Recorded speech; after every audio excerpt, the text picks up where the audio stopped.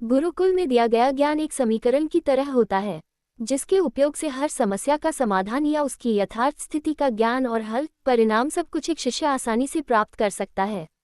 लेकिन अंतर आता है तो सिर्फ उस समीकरण को किस रूप में शिष्य अपने मन में सहेजे और फिर उसका उपयोग किस तरह से करें। उसकी तुलना उस नदी के जल से की जा सकती है, जिसे ग्रहण करने के तरीके सभी प्राणियों के लिए भिन्न भिन्न होते हैं, लेकिन तृप्ति सभी को प्राप्त होती है यदि नदी कभी भी जल प्रदान करने में भेदभाव नहीं करती। अंशुल कुमार, इसलिए एक सुपात्र की तरह हर ज्ञान को बिना किसी विवाद के ग्रहण करो।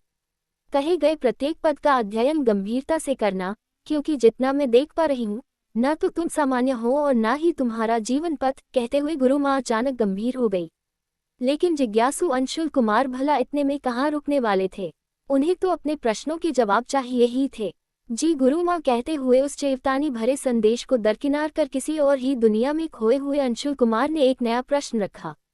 हे गुरु माँ, कृपया मुझे स्पष्ट बताएं कि यक्षिणियों, गंधर्व कन्या, नागन्या या फिर कोई और अतिरिक्त श्रेणी विशेष है इस संसार में जो समतुल्यता से हटकर है। कृपया इनका मानव जीवन से संबंध और उनकी संपूर्णता पर प्रकाश डालिए, ताकि मैं इनकी शक्ति और सामर्थ्य के साथ इनकी कटिबद्धता का आंकलन कर सके। उनके ऐसे शब्द सुन गुरु माँ को स्पष्ट आभास हो गया कि उनका ये शिष्य वाकई अन्य शिष्य से भिन्न है। उन्होंने सर्वप्रथम नाग कन्याओं से मानव जाति के संबंध के विषय में बताना प्रारंभ किया।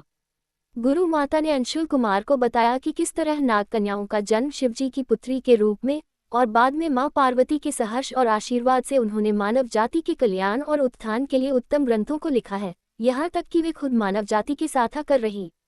कुछ का विवाह ऋषि कुमारों से हुआ तो कुछ ने तपस्या से असीम शक्तियां प्राप्त कर उत्तम स्थान प्राप्त किए। उन्होंने बताया कि किस तरह नाग कन्याओं ने मानव जाति में विवाह किया, जिसका उल्लेख सनातन धर्म में कई बार किया गया है। तारानकन, जिनमें मुख्य रूप से जरत्कारु, जिनका विवाह जरत्कारु ऋषि से हुआ। तारानकन नाग कन्या उलूपी का विवाह अर्जुन से हुआ। तारानकन मेघनाद अर्थात इंद्रजीत, जिनका विवाह नागराज की पुत्री सुलोचना से हुआ। तारानकन भीम पुत्र घटोत्कच का विवाह नाग कन्या अहिल्यावती से हुआ। ऐसे ना जाने कितने ही उदाहरण प्रत्यक्ष अप्रत्यक्ष रूप से शास्त्रों में मिल जाएंगे। अब तो जैसे अंशुल कुमार के मन में सवालों की बाढ़ सी उठ गई। उन्होंने गुरु माता से अनुरोध किया कि वे विस्तार पूर्वक इन नाग कन्याओं का विवाह कैसे और किस स्थिति में हुआ, यह उन्हें बताएं। उनकी उत्सुकता देख गुरु माता ने कहना प्रारंभ किया, पौराणिक कथाओं के अनुसार तारानकन जरत्कारु ऋषि का नाग कन्या के साथ विवाह। पौराणिक कथा के अनुसार वासुकी नाग की बहन जरत्कारु का विवाह जरत्कारु ऋषि से हुआ था। जरत्कारु ऋषि ने तपस्या करके अपना शरीर क्षीण कर लिया था, इसलिए उनका नाम जरत्कारु पड़ा। वहीं ये भी संयोग था कि नागराज वासुकी की बहन ने भी तपस्या से अपने शरीर क्षीण कर लिया था, इसलिए भी उनका नाम भी जरत्कारु कहलाए। जरत्कारु ऋषि विवाह नहीं करना चाहते थे, इसलिए ब्रह्मचर्य धारण करके तपस्या में लीन हो गए थे। उन दिनों राजा परीक्षित का राजत्व काल था। जरत्कारु ऋषि काफी नियमों का पालन करते थे और वे अपने खानदान में इकलौते बचे थे। मुनिवर के पितर इस बात से चिंतित थे और वंश परंपरा के नाश के कारण नरक में गिरते जा रहे थे, क्योंकि उनका नाम लेने वाला और कोई नहीं था जिससे वह पुण्यलोक से नीचे गिर रहे थे। पितरों के दुख देखकर जरत्कारु ने विवाह का निश्चय किया, लेकिन अपनी शर्तों पर। उन्होंने कहा कि मैं उस कन्या से विवाह करूंगा जिसका नाम जरत्कारु होगा और विवाह के बाद उसके भरण पोषण का भार नहीं उठाऊंगा। तब नागराज वासुकी की बहन जरत्कारु मुनिवर से विवाह करने पहुंची। विवाह के बाद एक दिन सायंकाल के समय ऋषि अपनी पत्नी की गोद में सिर रखकर सो रहे थे। ऋषि पत्नी धर्म संकट में फंस गई थी, लेकिन उन्होंने ऋषि को जगा दिया। इस पर वह नाराज हो गए और छोड़कर चल दिए। तब जरत्कारु ने कहा कि आपके और मेरे विवाह का एक प्रयोजन था कि हमारे संयोग से एक पुत्र होगा जो जन्मेजय के सर्प यज्ञ से बचाएगा। अभी तो मेरे गर्भ में कोई संतान है नहीं। तब जरत्कारु ऋषि ने कहा कि तुम्हारे गर्भ में एक दिव्य संतान है जो बहुत बड़ा तपस्वी होगा। ये जरत्कारु ऋषि के पुत्र आस्तिक मुनि कहलाए, जिन्होंने जन्मेजय के सर्प यज्ञ को रोककर सांपों को बचाया था। तारानकन अर्जुन का नाग कन्या उलूपी से विवाह। कौरव्य नाग की पुत्री उलूपी का विवाह पांडव पुत्र अर्जुन से हुआ था। जलपरी नागन्या उलूपी अर्जुन की चौथी पत्नी थी। कथा के अनुसार द्रौपदी के महल में एक साल में केवल एक ही पांडव प्रवेश कर सकता था। अगर कोई आ जाता था तो उसको वनवास जाना पड़ता था। एक दिन युधिष्ठिर के होते हुए अर्जुन द्रौपदी के महल में पहुंच गए, तब उनको वनवास जाना पड़ा। वन भटकते हुए अर्जुन का नागों से युद्ध हो गया और उसमें बड़ी संख्या में नाग मारे गए थे, इसलिए नागवंशी अर्जुन से बदला लेना चाहते थे। तब उलूपी को अर्जुन को मारने के लिए भेजा गया था।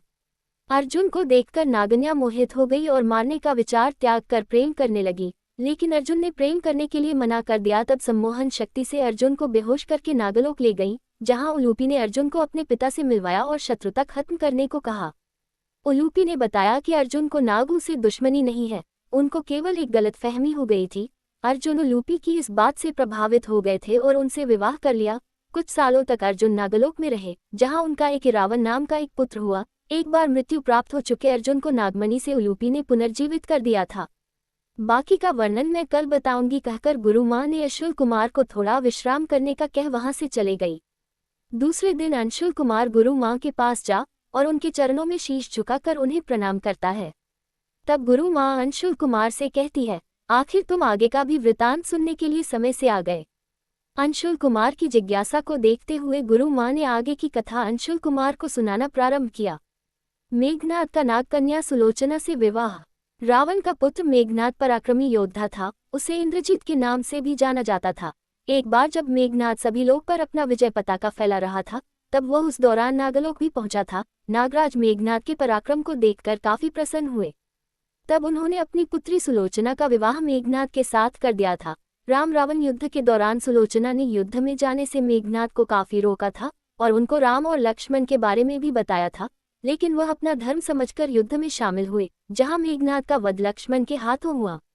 तारानकन घटोत्कच का नागकन्या अहिल्यावती से विवाह। महाभारत में भीम और हिडिंबा का एक पुत्र हुआ था, जिसका नाम घटोत्कच था। घटोत्कच का विवाह नागकन्या अहिल्यावती से हुआ था। घटोत्कच और अहिल्यावती का एक पुत्र हुआ था, जिसका नाम बर्बरीक था।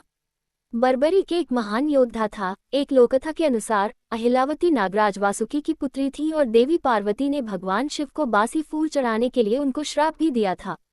इस प्रकार अंशुल कुमार ने गुरु माता के द्वारा इन सब कहानियों को ध्यानपूर्वक सुना और सुनकर वे अचंभित भी थे कि उन्हें इन सब रहस्यों का ज्ञान नहीं था।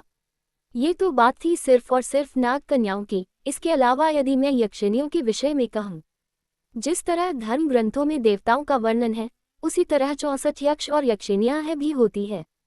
इनमें से कुछ प्रमुख 8 यक्षिणियाँ होती है, प्रमुख मानी जाती हैं। 1. सुर सुंदरी यक्षिणी। ये यक्षिणी सिद्ध होने के बाद साधक को ऐश्वर्य, धन, संपत्ति आदि प्रदान करती है। 2. नटी यक्षिणी। नटी यक्षिणी को विश्वामित्र ने भी सिद्ध किया था। यह अपने साधक की पूर्ण रूप से सुरक्षा करती है। 3. अनुरागिनी यक्षिणी। साधक पर प्रसन्न होने पर उसे नित्य धन, मान, यश आदि प्रदान करती है और साधक की इच्छा होने पर सहायता करती है। 4. कनकावती यक्षिणी। कनकावती यक्षिणी को सिद्ध करने पर साधक में तेजस्विता आ जाती है। ये साधक की हर मनोकामना को पूरा करने में सहायक होती है। 5. कामेश्वरी यक्षिणी। ये साधक को पौरुष प्रदान करती है और सभी मनोकामनाओं को पूरा करती है। 6. रतिप्रिया यक्षिणी। साधक और साधिका यदि संयमित होकर इस साधना को संपन्न कर ले तो निश्चय ही उन्हें कामदेव और रति के समान सौंदर्य मिलता है। 7. पद्मिनी यक्षिणी। यह अपने साधक को आत्मविश्वास व स्थिरता प्रदान करती है और हमेशा उसे मानसिक बल प्रदान करती हुई उन्नति की ओर अग्रसर करती है। 8. मनोहारिणी यक्षिणी। ये यक्षिणी सिद्ध होने पर साधक के व्यक्तित्व को ऐसा सम्मोहक बना देती है कि हर व्यक्ति उसके सम्मोहन पाश में बंध जाता है। इसी क्रम में गुरु माँ ने उन्हें ये भी बताया कि किस तरह एक बार एक यक्ष जिसे यक्षराज कुबेर के दरबार में पूजा का कमल लाने का काम दिया गया था, लेकिन वह यक्षिणी के प्रेम में डूबा होने के कारण कमल लाना भूल जाता है। तब कुबेर उन्हें यक्षिणी से वियोग का श्राप देते हैं और वियोग की दशा में यक्ष बादलों में यक्षिणी को संदेश भिजवाते हैं और उनका ये प्रीतम प्रेम देखकर कुबेर भी अपना श्राप वापस ले लेते हैं। अब बात उन लोगों की कही जाए जिसके बारे में अक्सर लोगों को चर्चा करते हुए देखा गया है, जिन्हें यदि हम सरल भाषा में मनुष्य और देवताओं के बीच की कड़ी कहें तो कम नहीं होगा। मेरा आशय तुम समझ गए होंगे। मैं ब्रह्मा जी के उन पुत्रों का वर्णन कर रही हूँ जो कथित तौर पर वह नाग देवी का पाठ करते हुए जन्म लेने के कारण गंधर्व नाम से प्रचलित हुआ। कहीं न कहीं पर इनका वर्णन ऋषि कश्यप की पत्नी अरिष्ठा के पुत्रों के रूप में भी किया गया है। गंधर्वों में प्रधान चित्ररथ को माना गया है, जिनकी पत्नियां अप्सराएं हैं। अथर्ववेद में गंधर्वों की तुलना देव और पितरों के साथ भी की जाती है। उनकी संख्या अथर्ववेद में 633 लगभग मानी गई है। उद्धरण चिन्ह। बहुत से लोग इनकी पूजा और साधना रिद्धि सिद्धि और समृद्धि की प्राप्ति हेतु करते हैं। कलाकार लोग गंधर्वों की साधना अपनी कला विकास के लिए करते हैं। जिन लोगों को सुंदर स्त्री की कामना रहती है वे भी गंधर्व साधना में गंधर्व और अप्सराओं का एक साथ पूजन करते हैं। उनका मनुष्यों से संपर्क महाभारत के सभा पर्व में वर्णन के समय सुना जा सकता है, जब कुछ गंधर्व इंद्र की सभा में और खुद गंधर्व कुबेर की सभा में उपस्थित होते हैं। वर्णन अनुसार स्वयं चित्रसेन 27 गंधर्वों और अप्सराओं के साथ युधिष्ठिर की सभा में इसलिए आए थे क्योंकि वे अर्जुन के मित्र थे और एक समय खुद अर्जुन ने इनसे संगीत सीखा था। ऋग्वेद में गंधर्व वायुकेश, सोमरक्षक, मधुभाषी, संगीतमय बताया गया है। शास्त्रों के अनुसार स्वयं इंद्र की सभा में अर्थात स्वर्ग में सेविकाओं के रूप में 11 प्रमुख अप्सराएं जो क्रमशः कृतस्थली, पुंजिकस्थला, मेनका, रंभा, प्रमलोचा, अनुमलोचा, कृताची, वर्चा, उर्वशी, पूर्वचित्ती और तिलोत्तमा का वर्णन मिलता है। इन सभी अप्सराओं में प्रधान अप्सरा रंभा को माना गया है।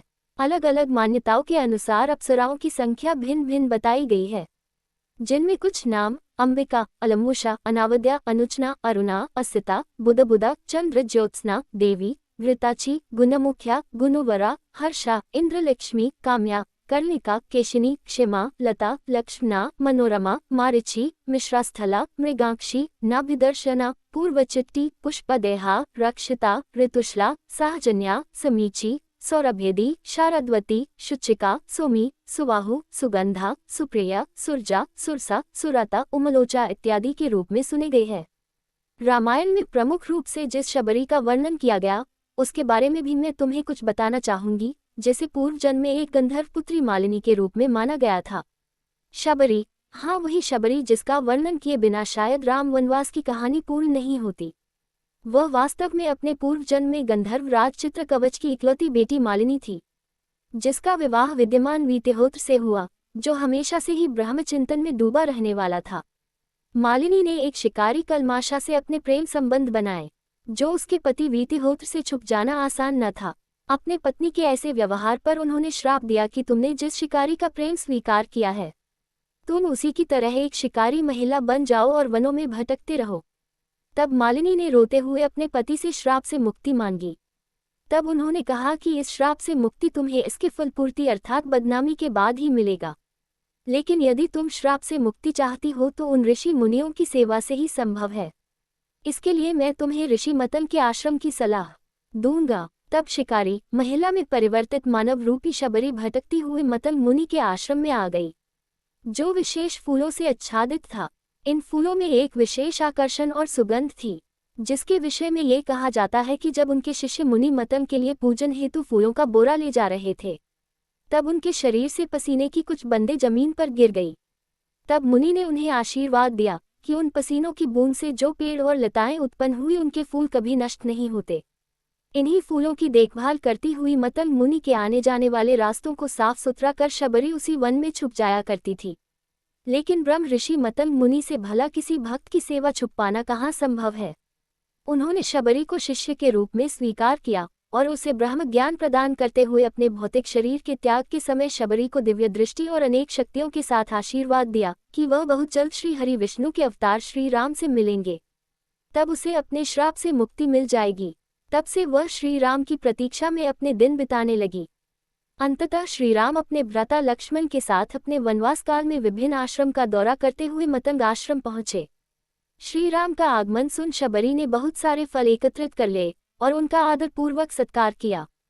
किसी भी फल के स्वादिष्ट होने की पुष्टि हेतु वह हर एक फल को रखने के लिए पहले खुद उन्हें खाकर देखती और फिर उसे भगवान को भेंट करती, जिसे भगवान, जो कि भक्तों को बड़े ही मान की दृष्टि से देखते हैं, बड़े ही प्यार से ग्रहण करते हैं। तब दिव्य दृष्टि शबरी ने श्री राम जी को सलाह देते हुए कहा कि दक्षिण दिशा की ओर थोड़े दूर जाने पर पंपा नामक सुंदर जलधारा को पार कर जब थोड़ा आगे बढ़ेंगे तब आप श्यामुका पर्वत पर पहुंच जाएंगे। उसी पर्वत की चोटी पर सूर्यपुत्र सुग्रीव रहते हैं। यदि आप उनके साथ गठबंधन कर ले तो शत्रु विनाश के साथ ही साथ आप सफल होंगे। हे भगवंत, आपके दर्शन के लिए कोटि कोटि धन्यवाद। ऐसा कहकर उन्होंने श्री राम की कृपा प्राप्त की और श्राप से मुक्ति प्राप्त की। तुरंत ही वह अपने दिव्य रूप मालिनी और गंधर्व कन्या के रूप में परिवर्तित हो गई।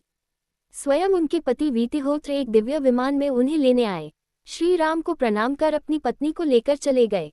अंशुल कुमार, ऐसे अनेकों प्रसंग तुम्हें इतिहास में मिल जाएंगे जिसका वर्णन वेद पुराणों में मिलते हैं। सही मायने में गंधर्वों को इस प्रकृति के रहस्य और शक्तियों को उजागर करने की क्षमता रखने वाले एक ऐसे देवों की श्रेणी में रखा है जो पूर्ण ईमानदारी से बने हुए नियमों का अक्षरश पालन करने में समर्थ होते हैं। उन्हें संतुष्ट कर अनेकों विद्याएं और गोपनीय रहस्यों की जानकारी आसानी से प्राप्त की जा सकती है। महाभारत काल में भी गंधर्वों का वर्णन देखने और सुनने को मिलता है। एक अति गोपनीय प्रसंग गंधर्वों के विषय में महाभारत काल के दौरान शायद तुम्हें ज्ञात होना चाहिए, क्योंकि वनवास के दौरान यक्ष के द्वारा पांडवों की परीक्षा लिया जाना तो सभी ने सुना है। एक समय ऐसा भी था जब महाभारत का युद्ध प्रारंभ होने से पूर्व जहां पांडव वनवास में रहे थे, वहीं उनके निवास स्थान के पास एक सरोवर था जहां दुर्योधन भी अपना शिविर बनाकर रहने आया। एक दिन जब दुर्योधन सरोवर से स्नान करके निकल रहा था, तभी अचानक गंधर्व प्रकट हुए और दुर्योधन से विवाद में धीरे धीरे युद्ध का रूप ले लिया। शायद दुर्योधन गंधर्वों की शक्ति से अपरिचित था, इसलिए इस भयंकर युद्ध में दुर्योधन परास्त हो गया और गंधर्व ने उसे बंदी बना लिया। तब अर्जुन ने हस्तक्षेप कर दुर्योधन को गंधर्वों से युद्ध कर मुक्त करवाया था। अपनी उस स्थिति पर दुर्योधन अत्यंत लज्जित हुआ। अर्जुन का आभार व्यक्त करने हेतु उसने एक वरदान मांगने को कहा, जिसे अर्जुन ने ये कहकर टाल दिया कि समय आने पर वह अवश्य उस वरदान का उपयोग करेगा। जब महाभारत युद्ध के दौरान भीष्म पितामह ने उन 5 स्वर्ण तीरों का उपयोग करने की चेतावनी दी, जिन्हें भीष्म पितामह यदि अभिमंत्रित कर उपयोग करते तो पांडवों की हार बिल्कुल सुनिश्चित थी। उस समय भी कृष्ण जी जो ये जानते थे कि कोई भी क्षत्रिय दिया हुआ वरदान नहीं टाल सकता, इसलिए उन्होंने अर्जुन को स्मरण कराया और दुर्योधन के पास भेजा। ठीक श्री कृष्ण के कहे अनुसार जब अर्जुन वरदान स्वरूप दुर्योधन के पास पहुंच वही 5 तीर देने को कहता है तो वह हैरत में पड़ जाता है। वचन में बंधे होने के कारण वह इनकार न कर सका और 5 तीरों को उसने अंततः अर्जुन को सौंप दिया, जिससे पांडवों पर आया हुआ संकट टल गया। उधर दुर्योधन ने एक बार पुनः भीष्म पितामह से जब उन तीरों को अभिमंत्रित कर स्मरण करने को कहा तो भीष्म पितामह ने स्पष्ट तौर पर इनकार कर दिया। ऐसे अनेकों प्रसंग जब गंधर्वों के विषय में जानना लगभग असंभव सा देखा गया है, क्योंकि वे बिना कारण कभी भी ना तो किसी को परेशान करते हैं और न ही अपने कार्यक्षेत्र में किसी का हस्तक्षेप चाहते हैं। अंशुल कुमार, इस प्रकार यदि मैं तुम्हें प्रसंग सुनाने बैठूं तो नाग, यक्ष और गंधर्वों पर अनेकों महाकाव्य लिखे जा सकते, लेकिन तुम्हारे लिए यही उत्तम है कि तुम इन्हें प्रसन्न कर उत्तम शक्तियां प्राप्त करें। गुरु माँ के द्वारा इतना समझाने के पश्चात भी ऐसा जान पड़ रहा था जैसे अंशुल कुमार अब तक किसी और जवाब की प्रतीक्षा में है। उसकी इसी दिशा पर गुरु माँ को चिंता हो रही थी, क्योंकि इसका अगला चरण वह था जिसे प्राप्त कर पाना एक सामान्य मानव के लिए संभव नहीं है। तब उन्होंने उनके शिष्य को अपने पति रूप में प्राप्त करने का वचन लिया। इस तरह उनका उत्तम मनोरथ देख गुरु ने उन्हें अपनी उत्तम साधना का श्रेष्ठ अंश सभी उन्हें इच्छित वर के साथ प्रदान किया। कहानी अभी जारी है। कहानी का अगला भाग जल्द ही अपलोड करेंगे। धन्यवाद।